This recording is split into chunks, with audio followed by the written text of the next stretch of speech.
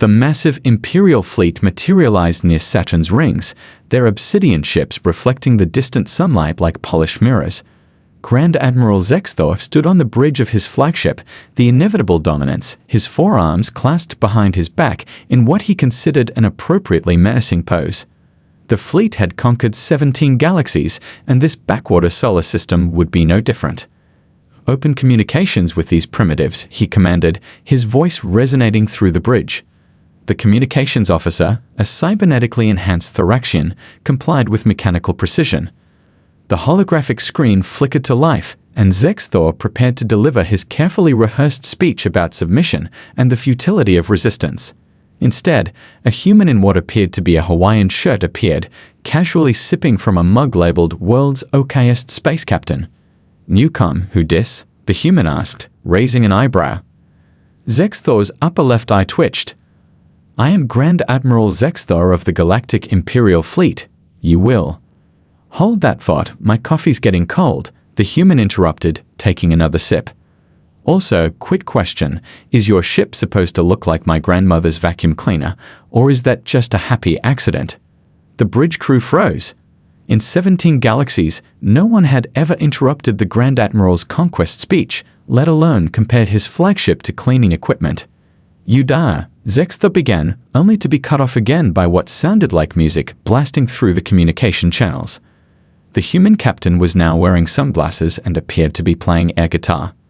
"Sorry, can't hear you over the sound of how awesome we are," the human said, as "another one bites the dust" echoed through the Imperial command deck.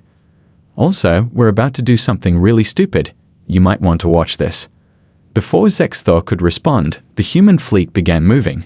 His tactical officers watched in horror as the supposedly primitive ships executed a series of maneuvers that simultaneously violated 3 laws of physics and several regulations about proper military formation.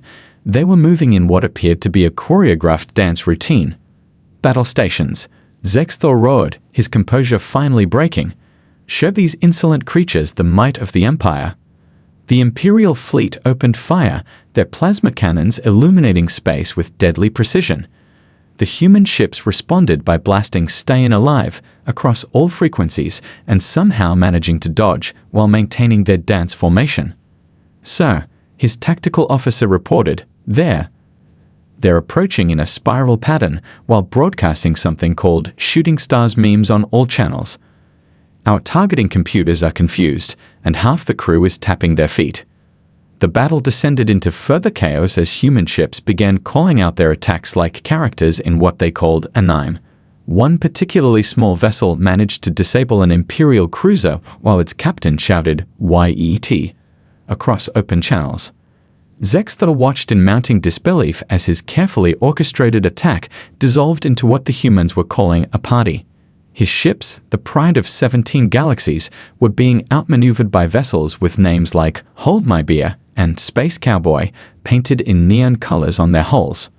"Sir," the communications officer reported, "they're requesting that we, quote, "vide with them or leave."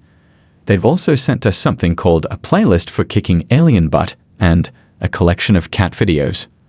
The Grand Admiral stared at the tactical display, watching as his mighty fleet was made to look foolish by ships that kept making pew-pew sounds during actual energy weapon exchanges. He had conquered species that could bend time, civilizations that had mastered dark energy, and beings of pure thought.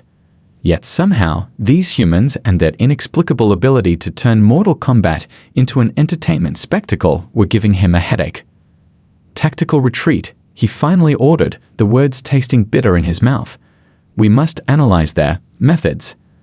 As the Imperial fleet withdrew, the last transmission they received was a human voice saying, "GGEZ, no re," followed by what would later be identified as a trollface image. The first engagement was over, and the Empire had learned their first lesson about humanity. No one had warned them that humans could make warfare fun. The Imperial High Command's analysis chamber was silent except for the soft hum of quantum computers and the occasional sound of Grand Admiral Zexthor grinding his teeth. Holographic displays showed every angle of their humiliating first encounter with humanity, while the Empire's finest military minds attempted to make sense of what they'd witnessed. "Play that sequence again," ordered strategic analyst Valther, her cybernetic eye zooming in on a particular human vessel. The one where they executed that spiral maneuver while sharing what they called space drift memes. The scene replayed, showing human ships pulling off impossible turns while their crews debated whether Tokyo Drift or Initial D had the better soundtrack. The Imperial tactical computers had crashed 3 times trying to predict their movement patterns. "Look at this communication intercept," another analyst said, bringing up a holographic transcript. During the height of battle, their ships were primarily discussing something called coffee and sharing images of small Earth creatures they call cats wearing Imperial uniform edits. Zexthor paced the chamber, all 4 hands clasped behind his back. They must be tactical savants. No species would survive showing such apparent disregard for combat unless it masked a deeper strategy. Their seeming frivolity must be carefully calculated psychological warfare. A junior analyst raised her hand tentatively. "Sir, we've decoded more of their internal communications. During the battle, their crews were mostly arguing about whether our ships look more like vacuum cleaners or, as they put it, extra dramatic coffee makers with space guns." "There's more," another officer added, looking uncomfortable. "They've started a voting system across their fleet. The current winning comparison is that your flagship, the Inevitable Dominance, bears a striking resemblance to something called a Roomba with delusions of grandeur." The Grand Admiral's eye twitched violently. "Show me their military training protocols, their academy systems. There must be something that explains this behavior." The holographic displays shifted to show human entertainment broadcasts, movies, TV shows, video games, all depicting space combat in ways that made several Imperial officers need to lie down in dark rooms with cold compressors. "Sir," Valther said, reviewing another data stream, "we've intercepted what appears to be their primary battle planning platform. They call it Reddit. The most upvoted tactical suggestion for their next engagement is, and I quote, 'do a barrel roll, but like with style.'" The room fell silent as the implications sank in. The humans weren't executing some brilliant psychological strategy. They were just having fun. The same species that had outmaneuvered the Empire's finest ships had done so while sharing memes and making pop culture references. "What about their command structure?" Zexthor demanded. "Surely their leaders must maintain some form of military discipline." A new hologram appeared, showing a human admiral ending a strategic briefing by saying, "And remember folks, if we die doing finger guns," followed by the entire command staff doing exactly that while making pew-pew sounds. "The hypothesis that they must be geniuses is looking increasingly unlikely, sir," Valther admitted. "They appear to be winning through sheer audacity and an inability to take anything seriously." Just then, every screen in the analysis chamber was simultaneously hijacked by what appeared to be an ancient Earth video of a human male dancing and singing about never giving you up or letting you down. "They've rickrolled the most secure facility in 17 galaxies," someone whispered in a mixture of horror and admiration. Zexthor stared at the screens, watching the perpetually dancing human with 4 twitching eyes. "Prepare the psychological warfare division," he ordered. "If we're to have any hope of victory, we must understand how their minds work." As the analysts filed out, the last decoded transmission of the day appeared on screen, a human ship captain asking if anyone else thought the Imperial fleet looked like a bunch of grumpy toasters having an existential crisis. The Empire's finest minds had reached their first major conclusion about humanity. Either humans were the greatest military geniuses the galaxy had ever seen, or they were completely insane. Unfortunately for the Empire's carefully structured military doctrine, the truth was somewhere in between, and far more dangerous than either extreme. The Empire's elite psychological warfare units sat in their observation post, watching the human fleet with mounting despair. Commander Silax, veteran of 1,000 mental battles and master of 17 forms of cognitive warfare, pressed his tentacles against his sensory organs in disbelief. "They're doing it again," his assistant whispered, tracking the human fleet's movements. The ships were gradually positioning themselves into what would become, when viewed from above, a giant smiley face complete with a winking eye. "How?" Silax demanded, his chromatophores flashing stress patterns. How do they maintain combat effectiveness while treating interstellar warfare like some kind of cosmic art project? The human ships had begun their attack run, but instead of following any known military doctrine, they were flying in formation while recreating what they called classic Vine energy. Their communications remained infuriatingly casual. US keyboard cat, you've got bogeys on your 6, one transmission crackled. Bold of you to assume I know which way that is, came the response, followed by a maneuver that made several Imperial pilots need motion sickness medication. The psychological warfare unit's observation screens filled with newly intercepted human ship names. The Empire's most advanced AI struggled to catalog vessels called Boaty McBoatface XIV. That's what she said, and help, I set my Google Maps to avoid toll roads. Sir, an analyst called out, we've intercepted their battle coordination channel. Silax rushed over, expecting to finally uncover their tactical secrets.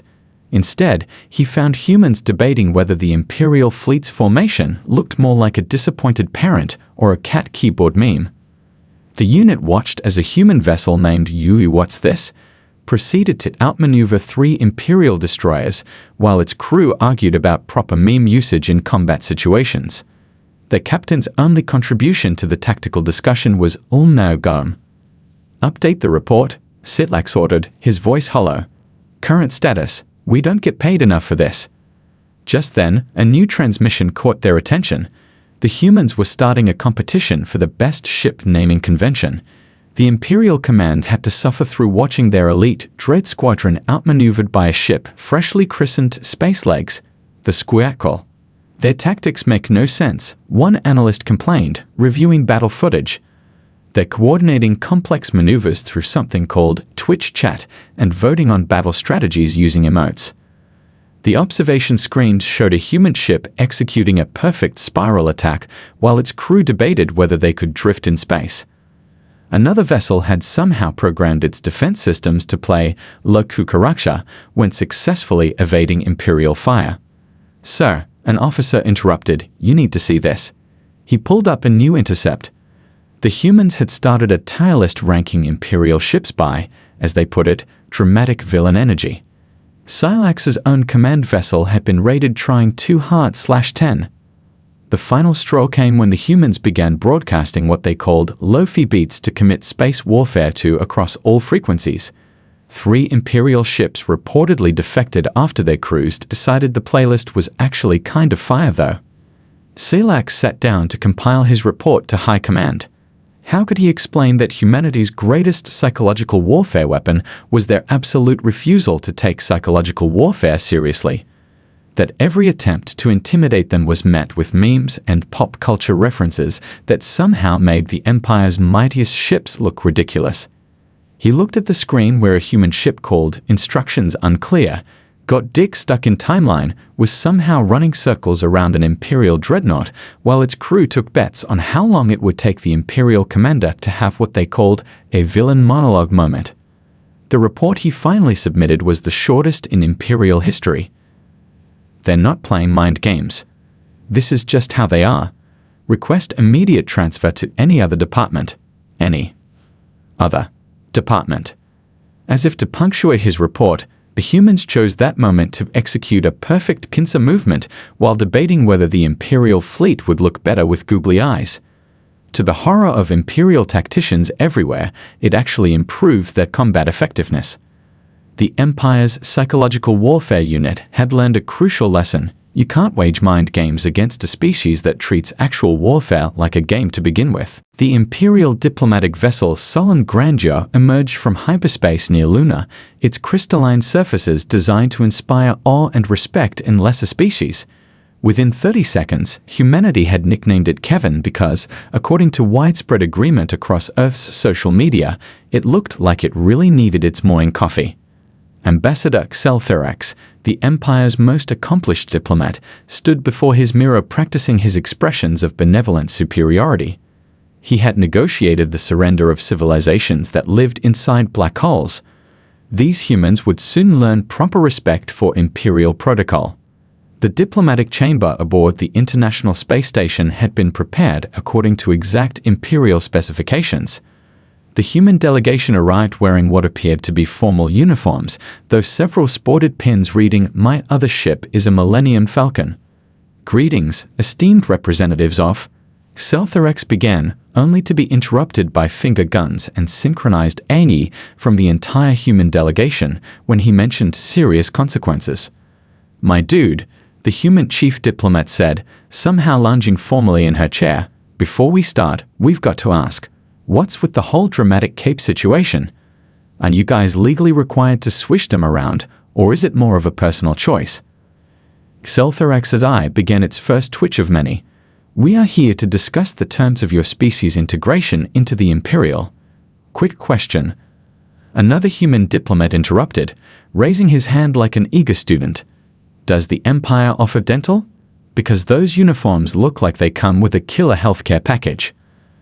The ambassador's carefully prepared speech about Imperial might derailed further when the humans began a side discussion about whether the Empire's aesthetic was more space gothic or dramatic space hot topic. His attempts to regain control of the conversation were met with thoughtful nods and occasional "that's what she said" responses.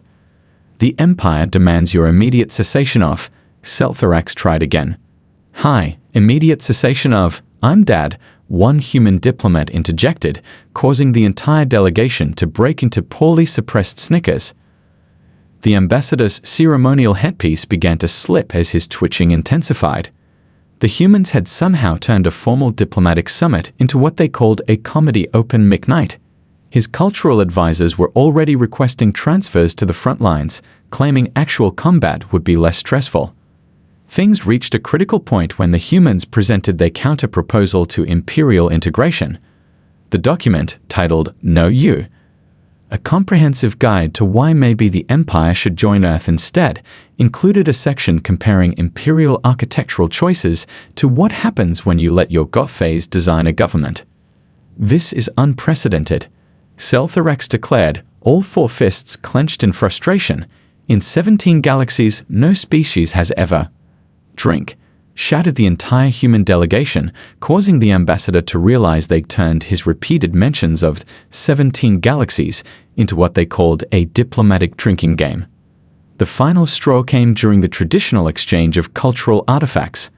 The Empire presented a million-year-old crystal containing the preserved wisdom of ancient beings. The humans offered what they called a playlist of humanity's greatest hits, starting with something called "Never Gonna Give You Up." As the diplomatic mission retreated in disarray, Zelthorax could hear the humans discussing whether to send the Empire's high command a fruit basket with a card reading "Sorry for party rocking." His final report contained a single recommendation: warn all future diplomats. They will say "that's what she said." Nothing can prepare you for how often they will say it. Back on Earth, the human delegation celebrated their successful defense of Earth's independence by adding space diplomat to their ongoing list of jobs that technically exist, but nobody thought we'd be doing them like this. The Empire's diplomatic corps, meanwhile, had to deal with a wave of resignations after several junior ambassadors were caught using yeet informal declarations. The Empire's first attempt at diplomatic relations had confirmed their worst fears. Humanity's ability to find humor in anything made them impossible to intimidate, even in formal settings. Especially in formal settings. The Imperial Strategic Command Center's quantum computers sparked and smoked as they attempted to process the latest human battle tactics.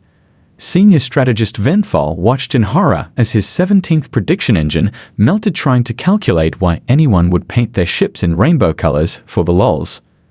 "These patterns defy all logic," he shouted, tentacles writhing in frustration as holographic displays showed human ships executing maneuvers based entirely on what would look cool on Instagram. How do they keep winning while breaking every established rule of space combat? The latest battle footage showed a human vessel named Hold My Beer and Watch This performing what they called a pro-gamer move, somehow using an Imperial dreadnought's gravity well to launch itself like a cosmic slingshot while its crew debated whether to post the video in landscape or portrait mode. "Sir," a junior analyst called out, "we've intercepted their command transmissions." The room fell silent as they listened to a human admiral giving what they assumed was a crucial tactical briefing. "Okay folks, here's the plan. Team Red, you're on vibing duty. Team Blue, just go with the flow. And Team Rainbow, let's make it sparkle. But what does it mean? Venthal demanded, all three brains pulsing with frustration. Where are their detailed strategic calculations? Their complex battle algorithms? The answer came in the form of an intercepted message from a human captain. Lol, wouldn't it be hilarious if we made our ships do a synchronized dance routine right in front of their biggest gun?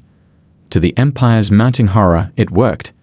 Their targeting computers, designed to predict rational combat behavior, simply couldn't handle ships moving according to choreography from something called TikTok trends.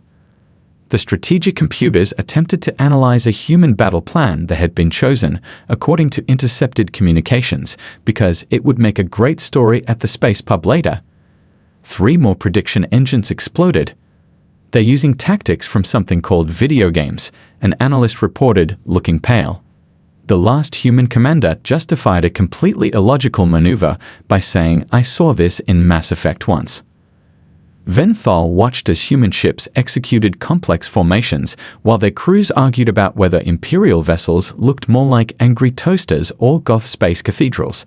His finest tactical minds couldn't predict movements based on what humans thought would make the best memes. Sir, another analyst interrupted, they've started a ship-wide poll on whether to attack the Imperial fleet's left flank because, quote, the right side looks too grumpy to bother with. The Strategic Command's main A finally gave up when humans began coordinating attacks through what appeared to be elaborate inside jokes. It displayed one final message, \__2_/ before shutting down in protest. How do you predict an enemy that treats interstellar warfare like a party game? Venthal asked the room. The only response was the sound of another prediction engine bursting into flames. The final analysis was interrupted by humans executing a perfect pincer movement while debating whether to call it Operation Space Heat or the Big Bunk.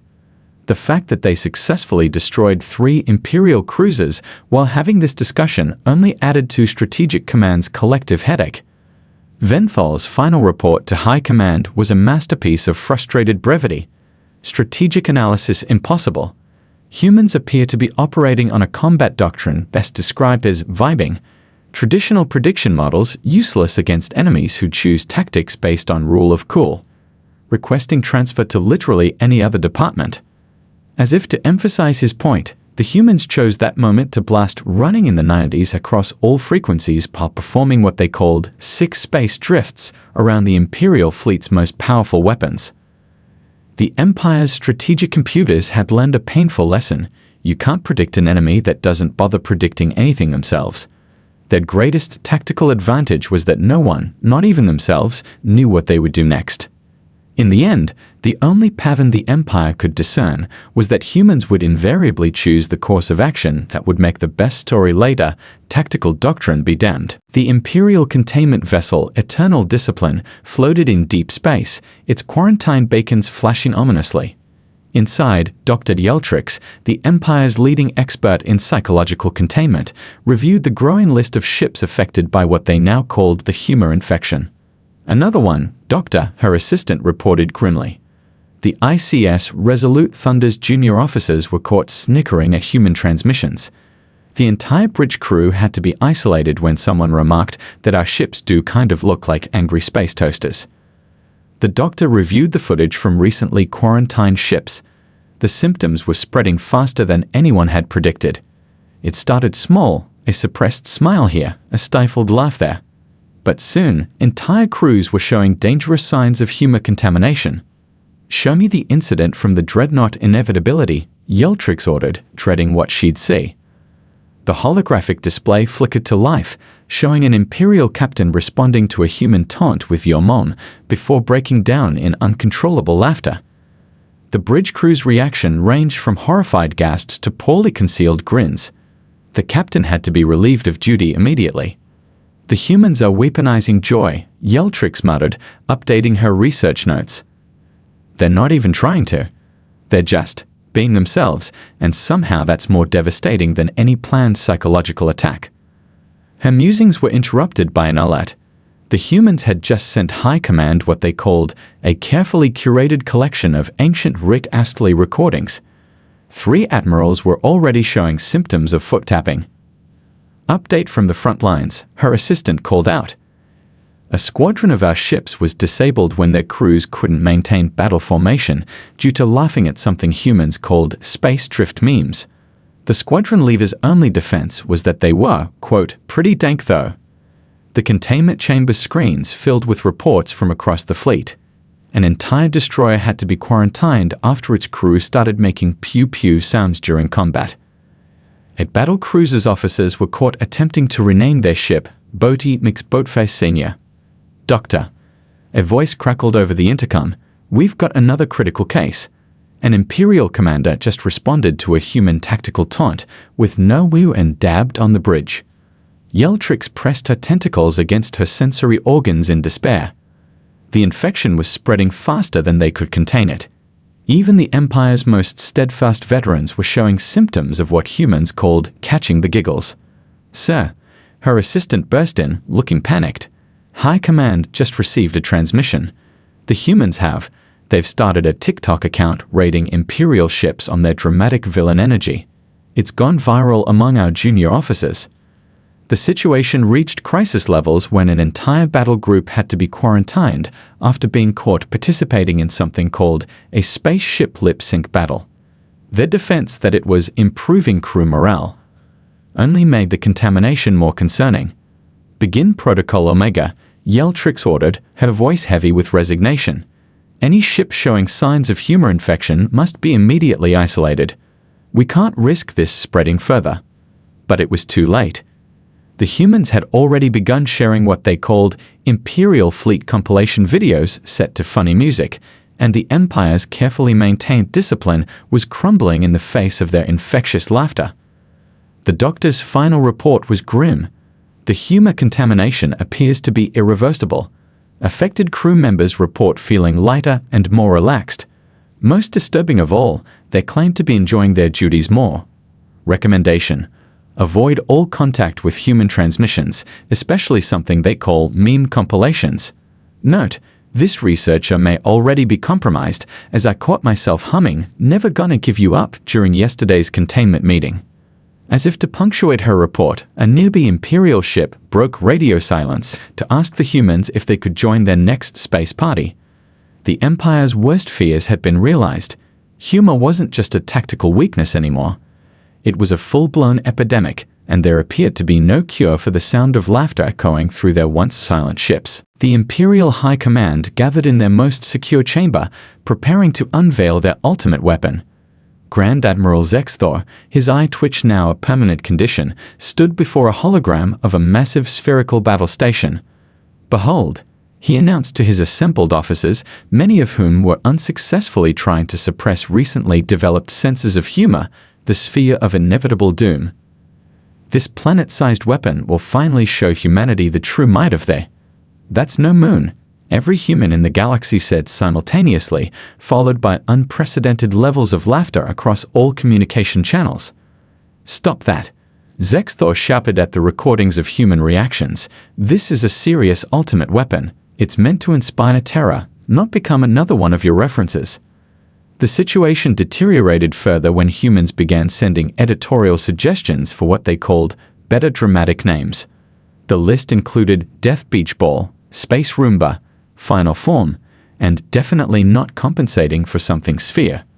Sir, a communications officer interrupted, trying to keep a straight face. The humans have started a galaxy-wide poll on whether our ultimate weapon looks more like a disco ball or, as they put it, the biggest game of space bowling ever. Even the Empire's most hardened veterans couldn't maintain their composure when humanity responded to the threat of total annihilation by organizing what they called a giant space party in front of the sphere.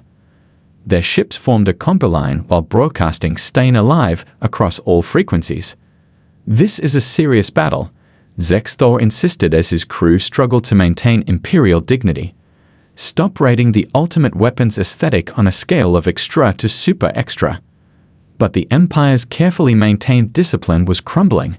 Junior officers were caught humming human music during battle stations. veteran commanders found themselves appreciating what humans called the comedic timing of it all. The breaking point came when a human ship, the US Did You Even Read the Manual?, performed a perfect barrel roll around the sphere while its crew debated whether to add googly eyes to their tactical display's representation of it. "Sir," another officer reported, barely containing their amusement, "half the fleet is now sharing human memes internally. The 7th Battle Group has started their own space TikTok channel.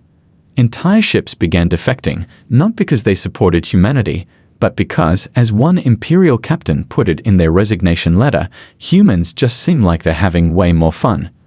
The defectors were last seen joining human ships in something called a space flash mob. The ultimate weapon, designed to be the Empire's greatest show of force, instead became the galaxy's largest backdrop for what humans called epic space selfies. Its first and only shot was accompanied by thousands of pew-pew sound effects from both human and, increasingly, Imperial crews. "We are the galaxy's greatest military force," Zexthorb declared desperately. "We've conquered 17, stop drinking every time I say 17. The Empire's final attempt at intimidation failed spectacularly when humans responded to their ultimatum by sending a compilation of cute cat videos in spacesuits to the entire Imperial fleet. 3 more ships defected immediately, citing overwhelming adorableness as their reason. By the end of the day, the mighty sphere had been thoroughly memed into submission. Humans had somehow turned the Empire's greatest weapon into a giant disco ball, complete with reflected light shows and what they called sick beats. The last straw came when Imperial High Command received a transmission of their own troops doing something called the Macarena during battle stations. Zexthor's final order was interrupted by his own uncontrollable laughter at a particularly well-timed human joke. The Empire's mightiest weapon had fallen not to superior firepower or brilliant tactics, but to humanity's unstoppable ability to find humor in everything, even their own potential doom. As one human captain put it, "If we're going out laughing." In the end, the sphere was repurposed as the galaxy's largest party venue, complete with what humans called space raves. The Empire's attempt to strike back had only proved what humanity knew all along. Everything's better with a soundtrack and a good sense of humor. The final battle of the human Imperial War began not with a bang, but with a collective fit of giggles. The Imperial fleet, what remained of it after the mass defections to what humans called the fun side, faced Earth's combined forces above Saturn's rings. Grand Admiral Zexthor, his eye twitch now spreading to his entire face, prepared to give his last speech.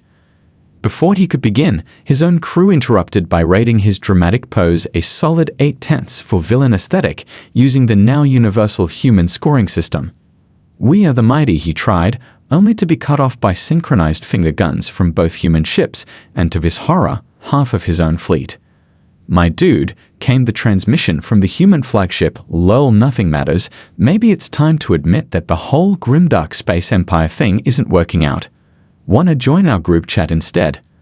The battle that followed defied all military description. Human ships executed perfect combat maneuvers while debating whether to call their tactical formation Operation Yeetus Maximus, or the Big Space Wiggle. Imperial ships found themselves responding with their own memes, their crews no longer able to maintain their former stoic demeanor. "Sir," his communications officer reported, barely containing laughter, "the humans are offering terms of surrender to us. They've included a PowerPoint presentation titled Why Being Cool is Better Than Being Evil, a TED Talk." The Empire's retreat wasn't so much a strategic withdrawal as it was a gradual acceptance that they couldn't win against an enemy that had turned warfare into performance art. Their final transmission claimed strategic victory while poorly hiding the fact that their remaining ships were already sharing human memes. Humanity celebrated their victory by establishing an annual galaxy-wide comedy festival. The first year's headline event was a dramatic reading of Imperial combat logs performed by a mixed cast of humans and recently defected Imperial officers who had discovered their hidden talent for comedy.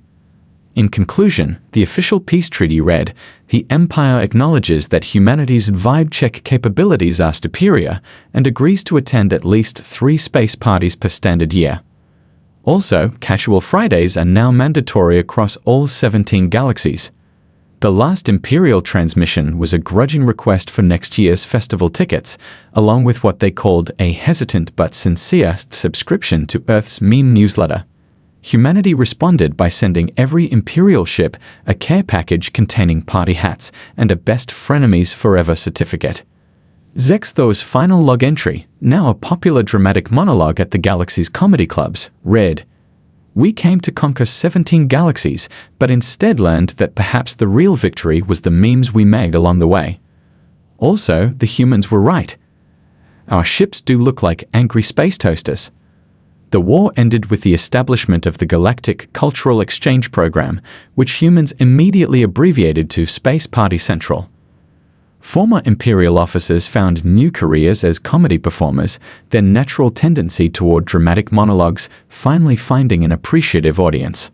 The Empire's fearsome sphere weapon was permanently converted into what humans called Space Club Penguin, hosting the biggest parties in 17 galaxies. Its former gunners became DJs, discovering that their skills at timing massive energy weapons transferred surprisingly well to dropping beats. Earth's response to their victory was characteristically human. They added successfully memed an evil empire into friendship to their species' resume and celebrated by teaching the entire galaxy to do the Macarena. Years later, when asked how they defeated the mighty empire, human historians would simply respond, "We showed them that life's better with a soundtrack and a sense of humor." The empire's own historical records were amended to include a single addendum. Note, always check if a species has memes before attempting conquest. The final piece of documentation from the war was a Groot photo of human and Imperial ships forming a giant smiley face in space, with the caption, "GGEZ, best enemies turned best friends, see you at Space Prom."